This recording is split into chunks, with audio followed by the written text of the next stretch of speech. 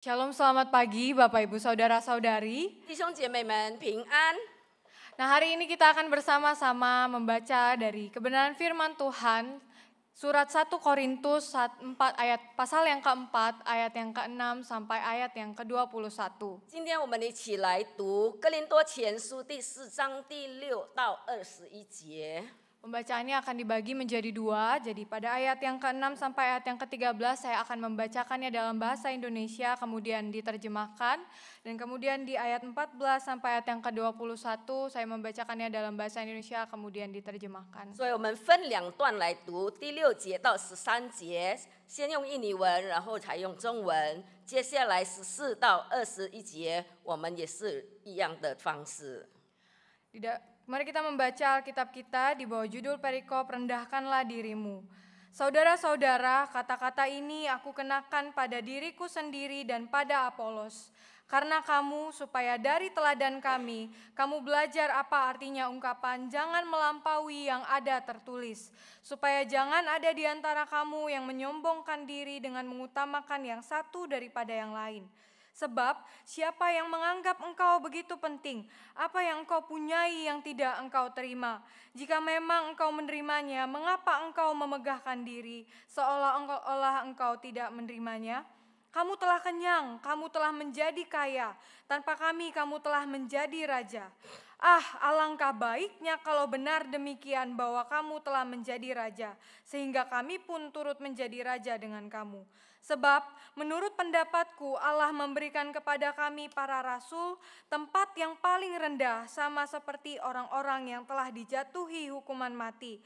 Sebab kami telah menjadi tontonan bagi dunia, bagi malaikat-malaikat dan bagi manusia.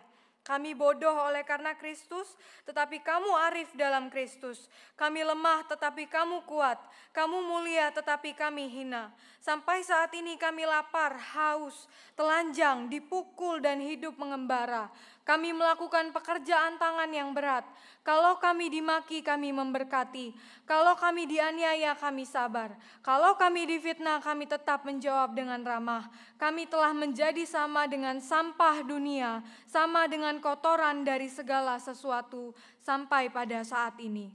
哥林多前书第4章第6到第13节，弟兄们，我为你们的缘故，拿这些事转比自己的和亚波罗，叫你们效法我们，不可过以圣经所记，免得你们自高自大，贵重这个轻看那个，使你们与人不同的是谁呢？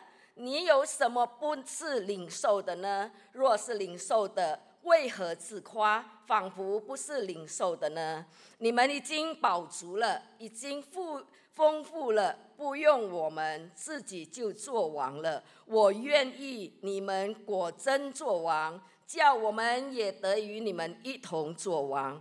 我想神把我们使徒明明列在幕后，好像定死罪的囚犯，因为我们成了一台戏，给世人和天使观看。我们为基督的缘故算是愚拙的，你们在基督里倒是聪明的。我们软弱，你们倒强壮；你们有荣耀，我们倒被藐视。直到如今，我们还是又饥又渴，又赤身肉体，又挨打，又没有一定的住处，并且劳苦，亲手做工，被人咒骂，我们就祝福；被人逼迫，我们就忍受；被人毁谤，我们就善劝。直到如今，人还把我们看作世界上的污秽，万物中的杂质。 Ayat yang ke-14, hal ini kutuliskan bukan untuk mempermalukan kamu, tetapi untuk menegur kamu sebagai anak-anakku yang kukasihi. Sebab sekalipun kamu mempunyai beribu-ribu pendidik dalam Kristus, kamu tidak mempunyai banyak bapa. Akulah yang dalam Kristus Yesus telah menjadi bapamu melalui Injil. Sebab itu aku menasihatkan kamu, turutilah teladanku. Justru itulah sebabnya aku mengirimkan kepadamu Timotius, yang adalah anakku yang terkasih dan setia dalam Tuhan. Ia akan mengingatkan kamu akan cara hidupku dalam Kristus Yesus, seperti yang kuajarkan di mana-mana dalam setiap jemaat. Namun ada beberapa orang yang menjadi sombong karena mereka menyangka bahwa aku tidak akan datang lagi kepadamu. Namun aku akan segera datang kepadamu kalau Tuhan menghendakinya. Dan aku akan tahu bukan tentang perkataan orang-orang yang sombong itu, tetapi tentang kekuatan mereka. Sebab kerajaan Allah tidak datang dalam perkataan, tetapi dalam kekuatan. Apa yang kamu kehendaki? Haruskah aku datang kepadamu dengan cambuk atau dengan kasih dan dengan lemah lembut? 第14节，我写这话不是叫你们羞愧，乃是警戒你们，好像我所亲爱的儿女一样。你们学基督的师傅虽有1万，为父的却是不多，因我在基督耶稣里用福音生了你们，所以我求你们效法我。因此我已打发提摩太到你们那里去，他在主里面是我所亲爱有忠心的儿子，他必提醒你们纪念我在基督里怎样行事，在各处各教会中怎样教导人。有些人自高自大，以为我不到你们那里去。然而主若许我，我必快到你们那里去，并且我所要知道的，不是那些自高自大之人的言语，乃是他们的全能。因为神的国不在乎言语，乃是在乎全能。你们愿意怎样？你们愿意怎么样呢？是愿意我带着行杖到你们那里去，还是要我存慈爱温柔的心呢？ Bapak Ibu Saudara, kita bersama-sama mungkin pernah mendengar atau familiar dengan satu istilah FOMO atau Fear of Missing Out. 弟兄姐妹，大概我们有听过，或者我们很熟悉一个名词，就是错失恐惧症。 Jadi istilah ini digunakan untuk menggambarkan kondisi psikologis seseorang yang menggambarkan kalau dia ini akan merasa cemas, khawatir, kalau mungkin ia akan melewatkan sesuatu pengalaman atau sesuatu hal yang sedang tren, yang sedang viral di lingkungan sosial atau di media sosialnya. 这个俗语是一种表达人心里面的那个状态，指一个人会感到焦虑或忧虑。 担心自己可能会错过某些体验，或正在流行，在社交媒体或在那个社交圈里面正在很熟热的一些事物。 Jadi sederhananya budaya FOMO ini akan membuat seseorang jadi pengen untuk ikut-ikutan dan tidak mau untuk ketinggalan zaman. Takut kalau dia menjadi orang yang terbelakang, takut kalau dia tidak tahu update apa-apa. 所以简单来说，这种错误恐惧症的文化是会让一个人，他会担心他落后，担心他追不上时代，他担心无法更新。 Nah, budaya yang mirip-mirip dengan FOMO ini mungkin yang lebih familiar dengan Bapak Ibu Saudara adalah kiasu, tidak mau kalah. 所以这个错失恐惧症的文化，跟我们的那个在这比较流行的就是我们怕输，我们不愿意落伍于他人。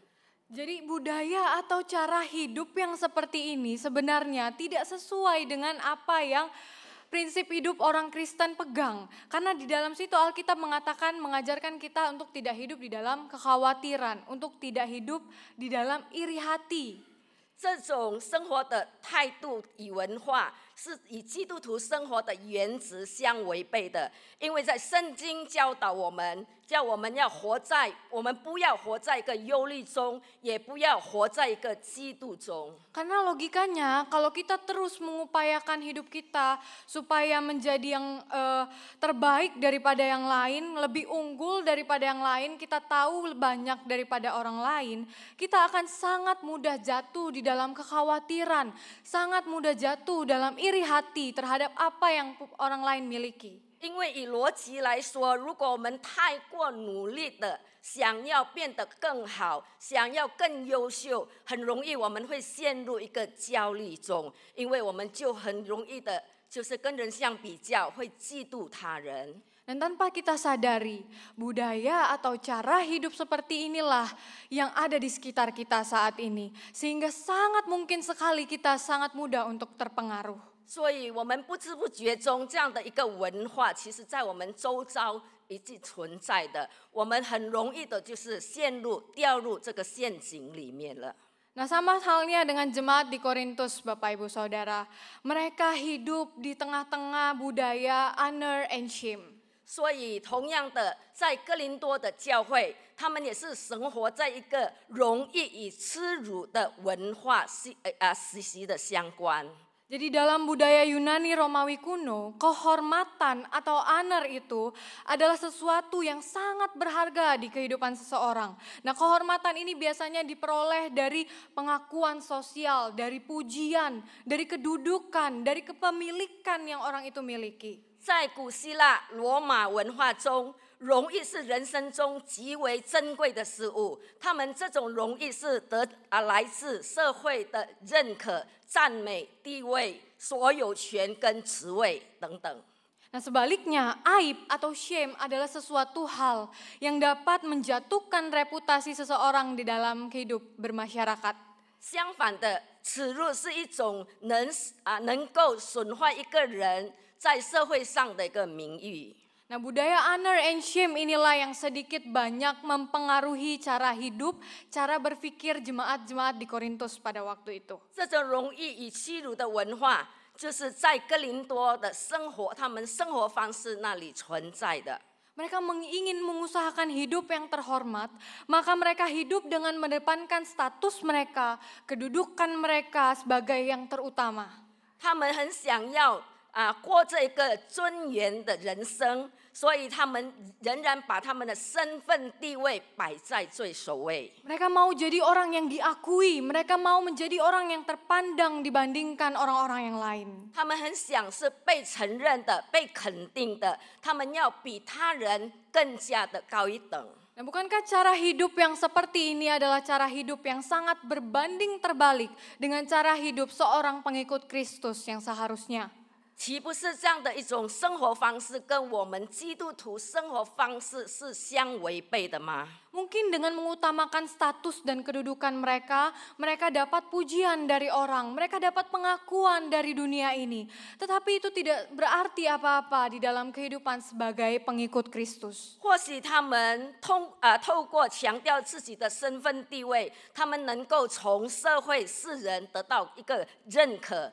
但是在我们基督徒真正的基督徒生活里面，这是毫无意义的。 Justru sikap yang seperti itulah yang menunjukkan kegagalannya sebagai seorang pengikut Kristus. Sikap yang seharusnya seorang pengikut Kristus miliki adalah sikap yang merendahkan diri, yang menghamba, yang tidak mengharapkan pengakuan dari orang lain. 相反的，这样的一个态度是表明了一个失败的一个态度。 我们基督徒应该拥有的是一个谦卑自己以及服侍他人的一个态度。 Nah, Bapak Ibu Saudara, sudah beberapa minggu kita belajar dari surat Korintus ini. Jadi kita sudah tahu konteks dari surat Korintus ini. Ada perpecahan yang terjadi di dalamnya. 我们已经好几个星期，我们来探讨有关于哥林多前书，所以我们知道在哥林多的教会，他们有一些纷争结党。 Di dalam perpecahan yang terjadi, jemaat di Korintus saling mementingkan diri sendiri, memandang diri mereka lebih baik daripada orang lain, golongan yang lain. 所以在一个分灯结党的一个环境里面，他们彼此就是互相竞争，互相要把自己看为比别的党派更加伟大。 Bukannya berlomba-lomba untuk mengutamakan orang lain, tapi justru mereka berlomba-lomba untuk menjadi yang terutama daripada yang lain. 他们并不是互相竞争以突出他人，但是他们是竞争要把自己更优越的，把自己的存在感摆出来。Kemampuan, kepercayaan yang mereka terima, berkat yang mereka miliki itu membuat mereka merasa diri lebih hebat daripada yang lain. 所以他们得到的信任，他们得到的祝福，他们得到的恩典，他们把它成为一个骄傲的以一个骄傲的态度把它表现出来。 Jemaat di Korintus lupa bahwa apa yang mereka miliki adalah pemberian dari Allah. Apa yang mereka miliki bukanlah hasil usaha mereka sendiri. 哥林多教会的信徒，他们忘记了，他们所拥有的、所得到的一切，并不是他们自己努力得来的，而是赐生的恩典。 Bapak Ibu Saudara tahu atau familiar dengan istilah ilmu padi? 所以弟兄姐妹，你们听过就是一个那个麦子的一个俗语。 Padi kalau makin berisi, ia akan semakin merundukkan diri, bukan makin tegak berdiri. 就是我们看到那个稻米，如果它越丰富的时候，它就越低下来，并不是往上涨的。 Seharusnya orang yang hidupnya berkelimpahan itu ia semakin merendahkan diri, bukan semakin tinggi dirinya. 所以我们如果有更富裕的一个生活，我们应该越来越谦卑，并不是越来越傲慢。 Tapi kenyataannya tidaklah demikian bagi jemaat di Korintus. 但是我们看到哥林多教会，他们并不如此。 Dan mungkin persoalan yang seperti ini juga yang masih kita jumpai di dalam kehidupan bergereja saat ini. 所以弟兄姐妹，这样的情况在我们教会生活，也许直到今天还是存在。 Seringkali kedudukan yang kita punya, kepandaian yang kita punya, harta yang kita miliki itu sangat mudah mendorong kita untuk merasa diri menjadi lebih baik daripada yang lain. 多少时候，我们的才干、我们的地位、我们的财富，这些因素很容易使我们产生一种优越感或自我重要感。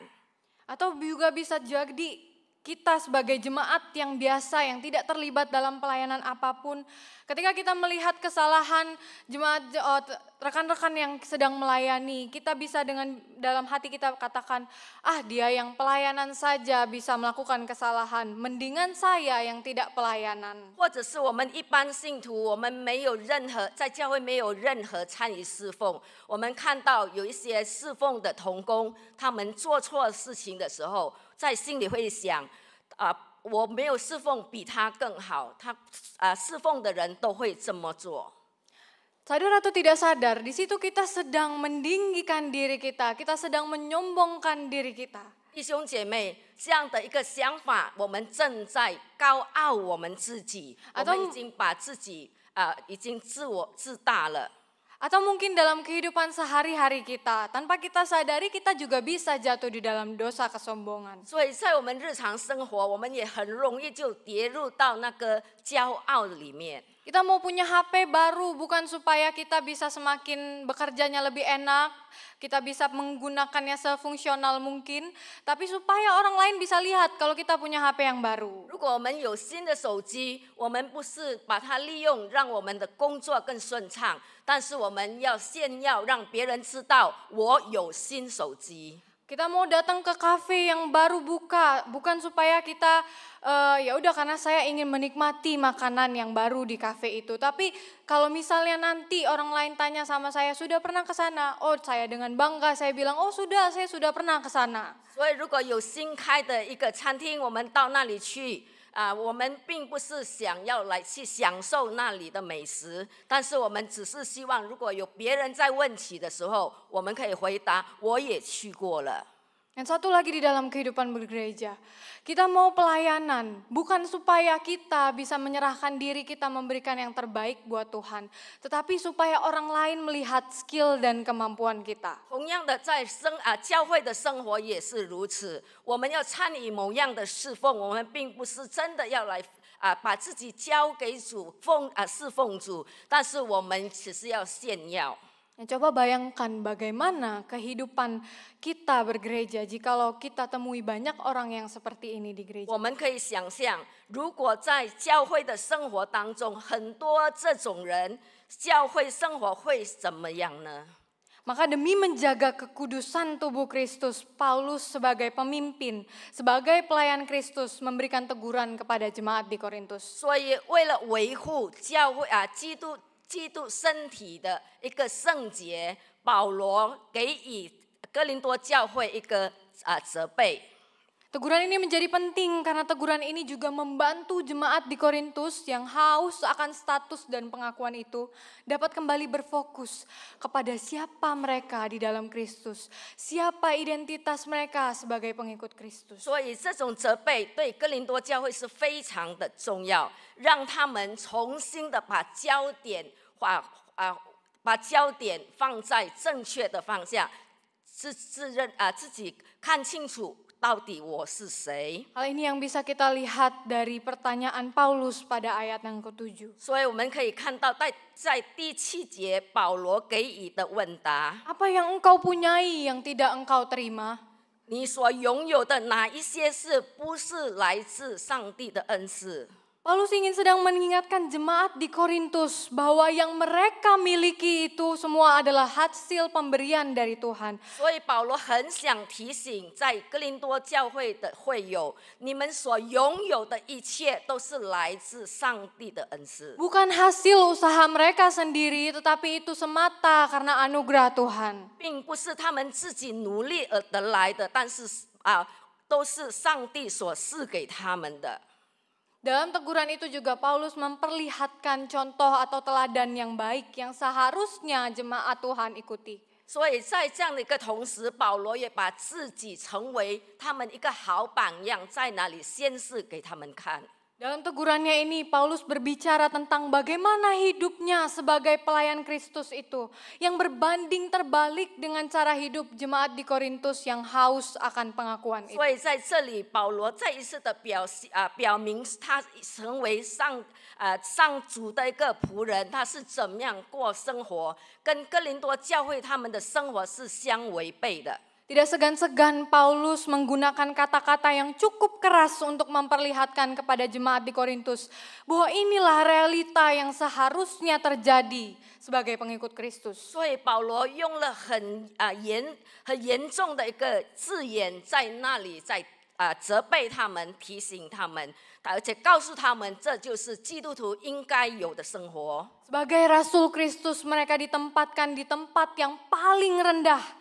Mereka bodoh, lemah, dan hina karena pekerjaan pelayanan mereka bagi Kristus. 成为基督的使徒，他们被安置在一个最卑微的一个地位，他们侍奉主是多么的愚拙、软弱和很卑微的。 Mereka tidak memperoleh penghormatan dari dunia. 他们得不到从世界来的一个荣誉， Mereka tidak memiliki harta yang berharga di dunia ini. 他们也没有世俗珍贵的财富， Mereka tidak memiliki kedudukan yang diakui di dunia ini. 他们也没有得到世俗认可的地位。 Sebagai Rasul Kristus, Paulus dan rekan-rekannya harus menjalani hidup yang tidak enak dan jauh dari kata nyaman. 而且成为基督的使徒，保罗和他的同伴们，他们必须远离安逸与舒适的生活。 Pada ayat yang ke-11 Paulus katakan, kami lapar, haus, telanjang, dipukul, hidup mengembara, melakukan pekerjaan tangan yang berat, dimaki, dianiaya, difitnah. 所以在11节那里，保罗说。 我们又饥饿，我们又饥又渴，又赤身肉体，又挨打，又没有一定的住处，劳苦亲手工作，被咒骂。 Dan perhatikan Paulus katakan, kami telah menjadi sama seperti sampah dunia dan kotoran dari segala sesuatu. 我们来注意保罗所说的话，他说我们已经被看为世界上的污秽。 万物中的杂质。 Bayangkan Bapak Ibu Saudara, seorang Paulus, seorang rasul, pemimpin gereja, pendiri gereja, menyamakan dirinya seperti sampah dan kotoran. 我们可以想象，一个那么伟大的使徒，一个神的那么伟大的仆人，他可以把自己以这个世界上的污秽、以杂质来做一个对比。 Cara hidup yang seperti inilah yang sangat berbanding terbalik dengan budaya honor and shame yang diagung-agungkan oleh orang-orang Yunani Romawi kuno termasuk jemaat di Korintus pada saat itu. 所以这个与在哥林多的那种他们的生活就是荣誉与耻辱的文化，真是有一个相对比的。Paulus mengangkat realita ini untuk menegur dengan keras jemaat di Korintus bahwa seharusnya kehidupan seorang pengikut Kristus itu jauh dari sikap angkuh, jauh dari sikap memegahkan diri. 保罗要指出这个现实，就是很严厉的要责备哥林多教会，让他们知道基督徒的生活应该要远离自夸而骄傲。 Pemimpinnya saja menyamakan dirinya seperti sampah dan kotoran dunia. Namun mirisnya orang-orang yang dipimpin ini merasa dirinya penting dan patut untuk dihargai. 一个领袖，他以这个世上的垃圾、万物的污秽，把它做对比，就是要让哥林多教会他们的生活，他们感到自己很重要、很尊贵来做一个劝解。 Dosa keangkuhan ini merupakan dosa yang sangat serius bagi gereja Tuhan di sepanjang masa, Bapak Ibu Saudara. 所以，骄傲是在神教会的每一个年代的一个最重要的一个罪恶。 Isu tentang kesombongan ini mungkin bukanlah isu yang nampak langsung di permukaan karena kita tidak tahu hati dan motivasi manusia. 所以，这个骄傲并不是我们一目了然就可以看得很清楚、就看得到的。 Namun kesombongan hati ini adalah sesuatu yang bekerja dari dalam yang akan memberikan dampak yang luas bagi kehidupan bergereja. 但是这种骄傲是在里面，在那里动工的，使它可以发出很广大的一个影响。 Gereja akan dibuat lupa oleh statusnya sebagai pengikut Kristus, mengikuti Kristus, meneladani Kristus yang menghamba dan merendahkan dirinya. 教会会被这种环境，就是使得每一个人忘记了，我们必须要谦卑，要彼此的服侍。 Gereja tidak lagi memiliki kesadaran bahwa segala kelebihan yang dimiliki adalah anugerah Tuhan semata, bukanlah hal yang untuk dibanggakan. 教会忘记了所得到的一切的恩典祝福都是来自于上帝，并不是我们自己努力所得的。 Kesombongan diri atau sikap angkuh ini, Bapak Ibu Saudara, dapat merusak esensi gereja sebagai bagian dari tubuh Kristus. 所以这种自高自大或骄傲的态度，会破坏教会作为基督身体的本质。 Bagaimana tidak, Bapak Ibu Saudara? Sikap sombong ini bertentangan dengan karakter Kristus yang datang ke dalam dunia dan merendahkan dirinya. 怎么不会呢？这种骄傲态度与基督降临在世界上、谦卑自己的品格真的是相违背的。 Coba kita ingat apa yang Tuhan Yesus lakukan ketika Ia datang ke dalam dunia. 我们再来回想主耶稣来到这世界上，他所做的事情。 Sejak lahir sampai matinya, Kristus menggunakan cara yang dipandang hina oleh manusia. 从他降生直到他死，基督正采用的方式是被人藐视、被人看为卑微的。 Kristus pencipta segala sesuatu, pemilik dari segala sesuatu itu tidak sekalipun didapati Ia menyombongkan dirinya. 他是万物的创造者，他是万物的拥有者，但是他从不自高自大。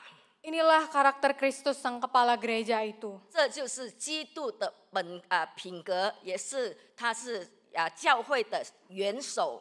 Dan seharusnya gereja Tuhan sebagai bagian dari tubuh Kristus memiliki karakter yang sama. 所以我们成为基督身体的一部分，我们必须要有同样的一个品格。 Bukan yang bertolak belakang dengan Kristus sang kepala, sang pemimpin 我们 kita. 不应该与他的品格相违背的。 Maka pada hari ini kita diingatkan untuk tidak bermegah diri, untuk tidak berlomba-lomba menjadi yang paling menonjol. 所以今天我们再一次的被提醒，我们不要有自高自大，我们不要彼此的来一起彼此的来大家一起来争谁更伟大。 Mungkin kita berpikir, enggak lah, aku tidak mungkin sombong, aku kan tidak punya kedudukan apa-apa, aku tidak punya harta yang banyak. Masa aku bisa sombong? 所以有时候我们会想，不可能我会骄傲，我又没有很多的财富，我又没有地位，我不可能会骄傲的。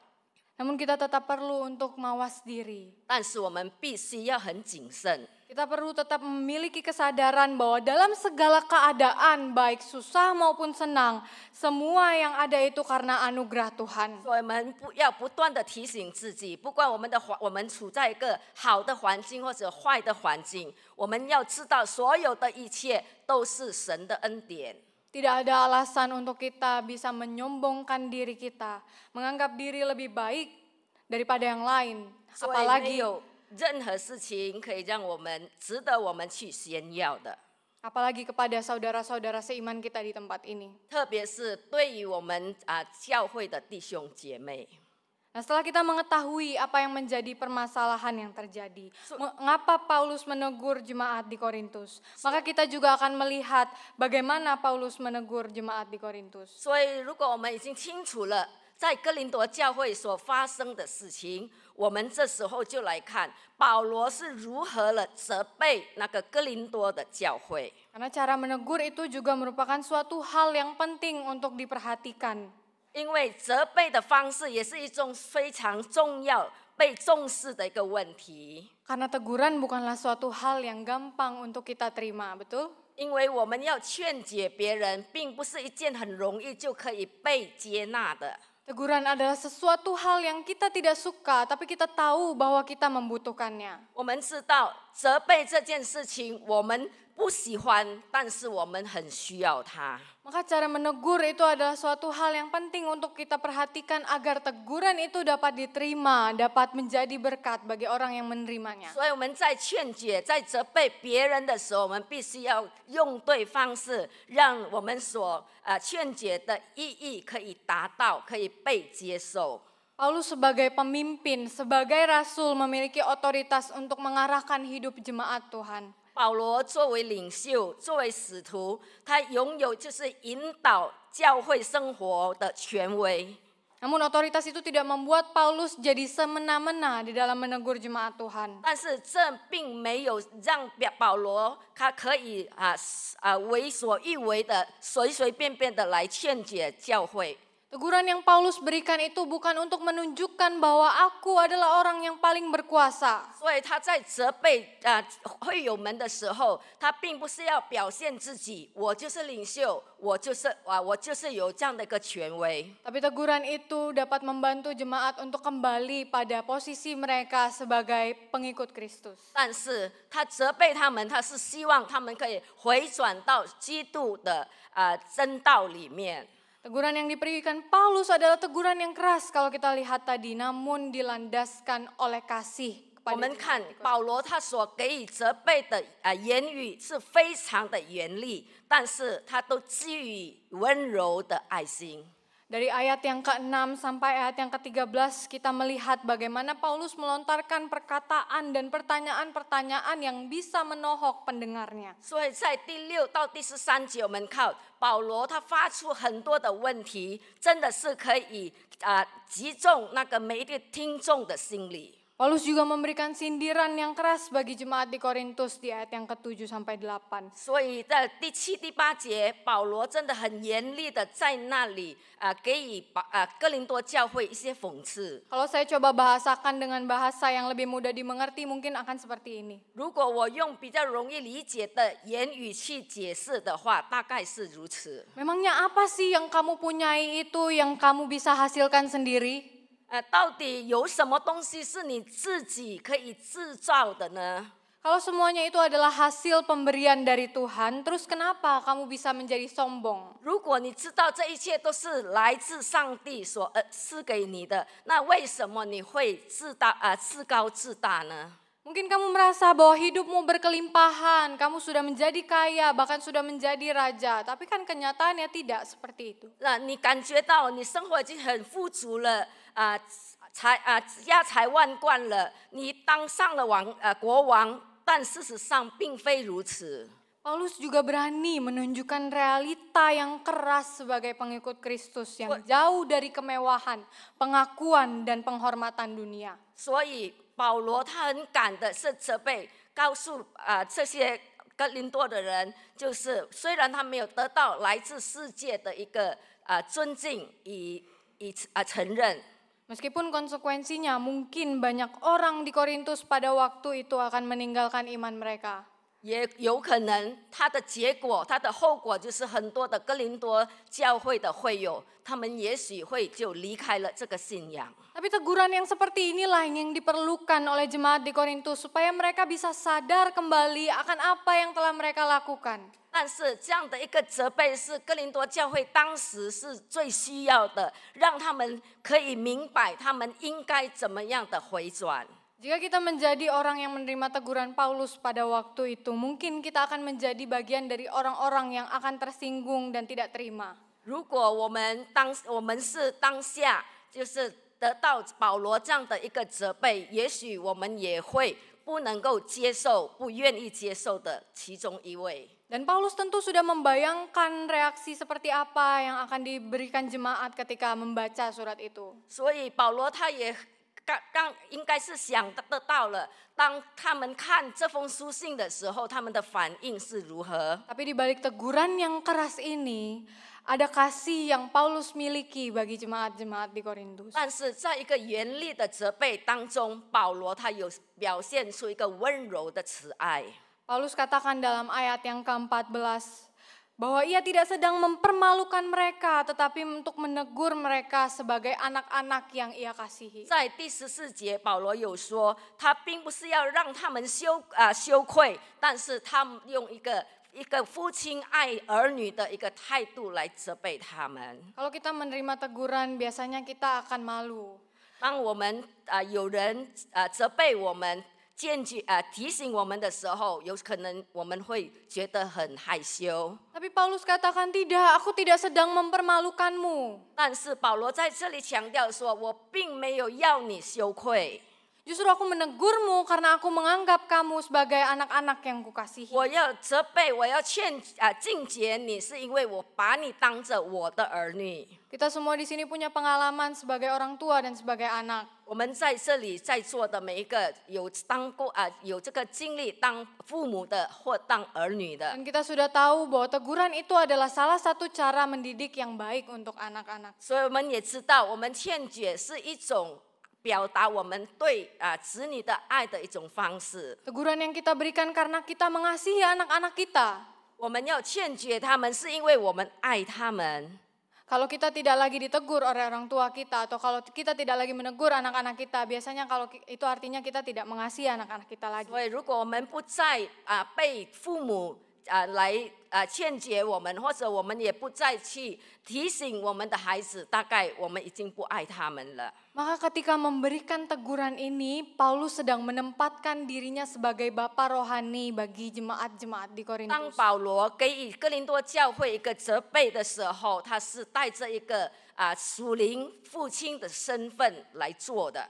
Bapa yang tidak hanya hadir untuk memberikan pujian kalau anak-anaknya boleh mendapatkan nilai yang baik, berbuat baik, tapi juga Bapa yang hadir untuk memberikan teguran kalau anak-anaknya hidup menyimpang daripada 所以，一个父亲他不单单就是当儿女们他们做得很好的时候给予赞美，但是当他们做错的时候，也给予他们一个责备。 Maka teguran yang keras yang Paulus berikan ini bukanlah teguran untuk mempermalukan, tetapi untuk memulihkan jemaat. 所以保罗给予的责备，并不是要使他们羞愧，但是要他们可以恢复。 Teguran itu diberikan bukan berlandaskan karena emosinya Paulus yang membara-bara ketika melihat jemaat di Korintus berdosa. 也不是因为保罗在里面他的脾气暴躁，因为看到哥林多教会在那里犯罪， Tapi teguran itu dilandaskan oleh kasih yang membangun. 但是他给予的责备的他的动机，就是因为他有这份爱。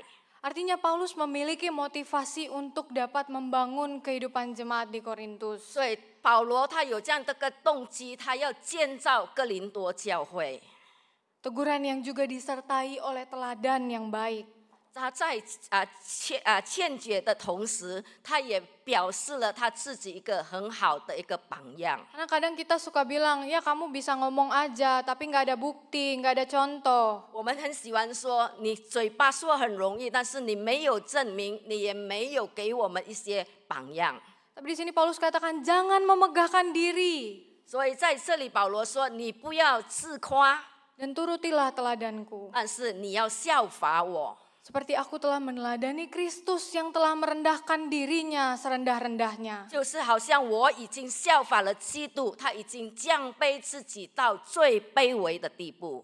Maka teguran itu, Bapak Ibu Saudara, bukanlah teguran yang ingin menjatuhkan. 所以弟兄姐妹，这样的一种责备，并不是要使人要绊倒一个人。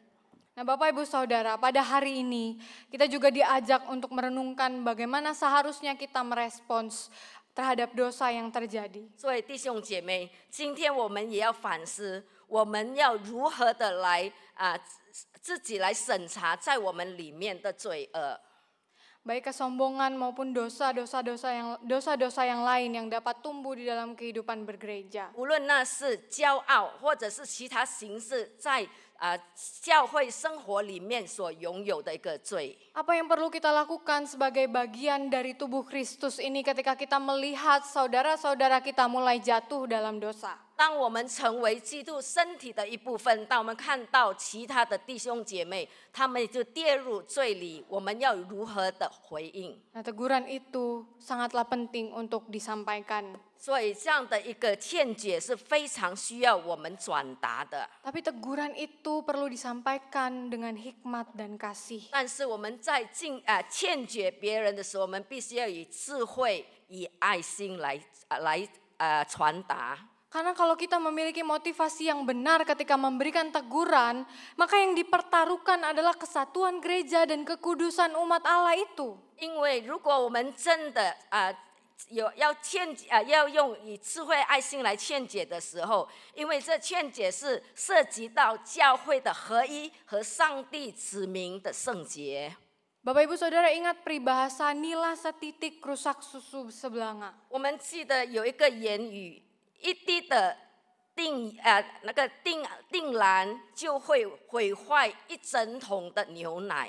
Kalau kita abaikan dosa sekecil apapun itu ada di dalam gereja Tuhan, maka dosa itu akan merambat dan meluas merusak kesatuan dan kekudusan gereja Tuhan. 如果我们任凭微小的一个罪恶在神教会那里蔓延的话，那会破坏所有上帝子民的合一和圣洁的。 Kita tidak dipanggil untuk berdiam diri. 所以我们不被呼召来袖手旁观的。 Tetapi kita juga tidak dipanggil untuk bertindak gegabah. 但是我们也不被呼召来鲁莽的行事。 Teguran itu perlu untuk dilakukan, namun dengan hati yang dipenuhi oleh kasih. 但劝解是必要做的，但是我们必须要充满着爱心去做。 Teguran yang tidak bertujuan untuk menjatuhkan, tetapi untuk memulihkan orang. 一个劝解，我们不是为了要绊倒别人，但是我们是希望可以把它恢复。 Teguran yang lahir dari kasih yang tulus dan disampaikan dengan kelembutan, namun tetap membawa ketegasan di dalam kebenaran. 所以出于真诚的爱而出发的见解的话，以温柔的方式转达，可以但是我们必须要坚持在真理的那个坚定性。 Terlebih lagi kita di sini sebagai satu kesatuan gereja Tuhan GKY Medan. 所以我们在这里绵兰国语堂的一体。 Bersama-sama kita adalah satu keluarga yang saling membangun satu sama lain. 我们是一家人，我们是彼此的建造。